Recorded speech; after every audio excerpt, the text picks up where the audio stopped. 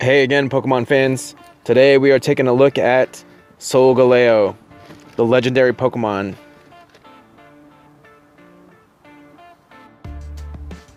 So I picked up Solgaleo on Amazon because I couldn't find him in store yet. Actually, I've yet to see him in stores.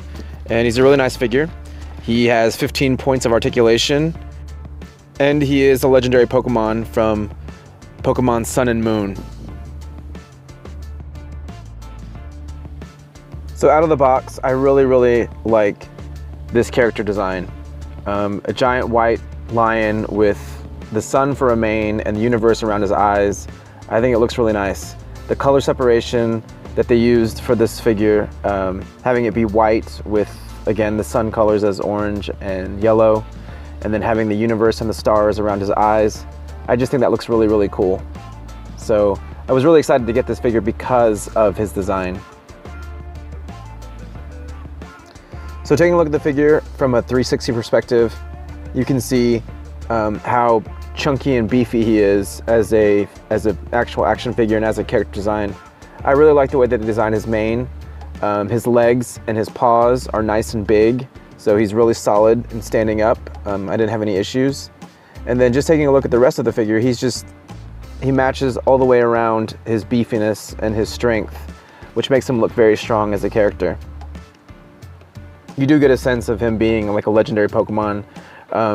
He's a steel type Pokemon, and the fact that the universe is around his eyes, he can open up a wormhole in Ultra Space in the anime series and in the game. So I just think this all works together really well, and it comes across nicely on this figure. It's simple.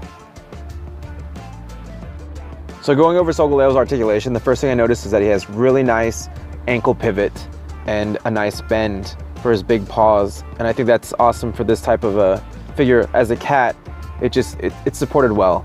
His arm goes forward and backwards really well. He has a bend at the elbow, and this is all nice and sturdy. It's really fluid, it moves really smoothly. His head is on a ball joint, and it's a really big piece, so it does hinder some of the articulation. You can't move his head a whole lot, but it does turn a little bit side to side and up and down, just a little bit though, not a ton. His arms are a little bit hindered by the mane, but I think once you have this in hand and you kind of mess with it, you'll see it's not a really big deal. You can still work around it. He does have a torso articulation in the middle that goes forwards and backwards, or I'm sorry, up and down, and can swivel back and forth or side to side. And then his back legs are the same articulation as the front. They have a nice bend at the joint in the middle, and then his ankles again have a nice ankle pivot and a hinge. And then it's also on a ball joint, which I think is awesome on a cat figure because it's more realistic to the way that it would move, and I think it supports more dynamic poses as a four-legged animal can go out, and it creates more sturdiness in the figure. So I do think that's really nice. But overall, the articulation I think is decent for a Pokemon figure of this size, and it is sturdy for what it is. So here's a quick comparison with some Transformer figures that I have that are also lions and tigers. I have Thundertron here, Tigerhawk, and Snarl.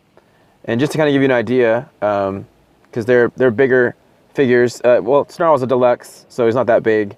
But just kind of give you an idea of how big Solgaleo stands up to like a Voyager class Transformers figure.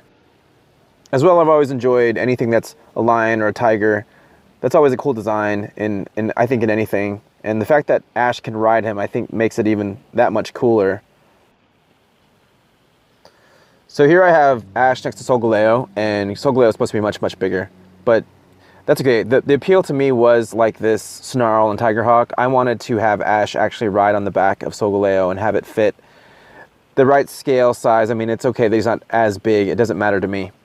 The fact that he can ride on his back, I think, adds to the fun factor. And here's Solgaleo with some other Sun and Moon Pokemon figures that I've reviewed and have. And I really like all of this. Like the Sun and Moon Pokemon designs I think are awesome. Well, I say that, I don't care for the starter designs, but the side characters I think look awesome.